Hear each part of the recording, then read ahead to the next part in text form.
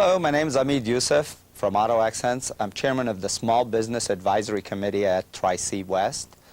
And basically, I'm here to try to give some ideas on marketing on a shoestring budget, that is.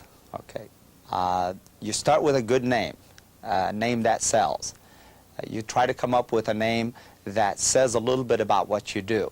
If you say Joe's Plowing, that gives it a little bit of a personal touch, but you want to try to make the name also be able to grow with you. If it's Joe's Plowing, it gives the impression that there's only Joe doing the plowing. So you want to try to have a name that can grow with you as you grow. So you may be able to make it so it's Parma Heights Plowing, but then you're keeping it to that region. But if you say Plowing's Unlimited, that would probably give you a much better effect. So start with a good name.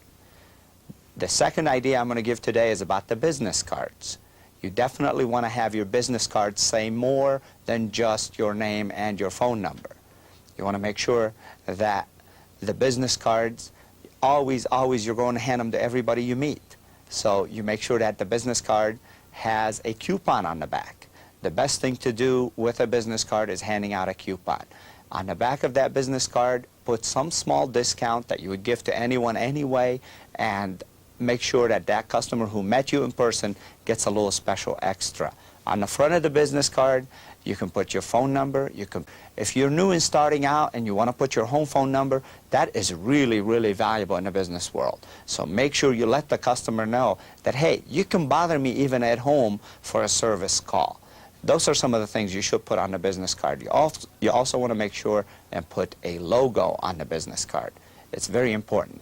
A lot of these marketing ideas we cover in the small business seminars that we hold at Tri-C. They're free of charge. You can come on Saturdays, second Saturday of every month, and they're held in the small business group. There is no charge for them, and you get a lot of good ideas there. The next thing that I highly recommend is getting a great phone number. And all you do is you create a list of phone numbers that are extremely desirable for you. You do all the legwork before you call the operator.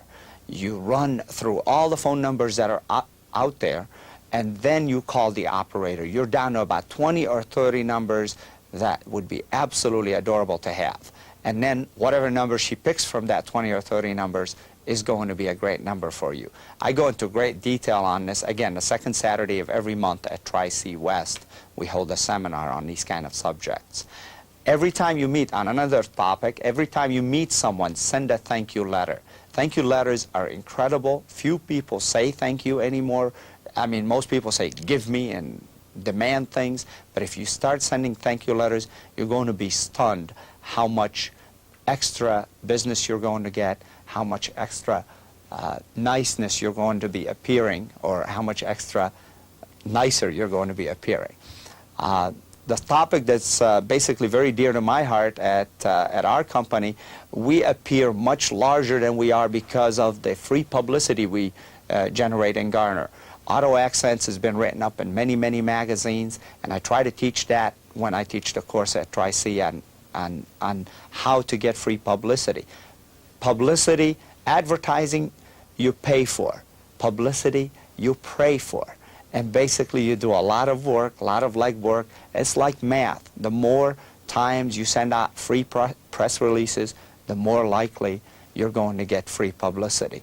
And I'm going to show you a sample of a publicity item that we've done. We were just on the cover of a regional magazine that goes to every business in the greater Cleveland, Akron, and Canton area.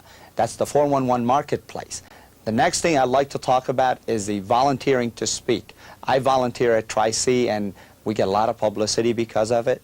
And you can count on it. People who are listening to you will try to pay you back by visiting your facilities. And finally, I like to think the only thing you can do in business that differentiates you from the bigger outfits that do the same thing is trying to find a niche that is unique to you. So you always want to try to serve a niche market. Good luck, and if you need any more information about this or any other item to do with small business or marketing on a shoestring, come to Tri-C's second Saturday of every month. We have a free seminar basically on all these topics. Thank you.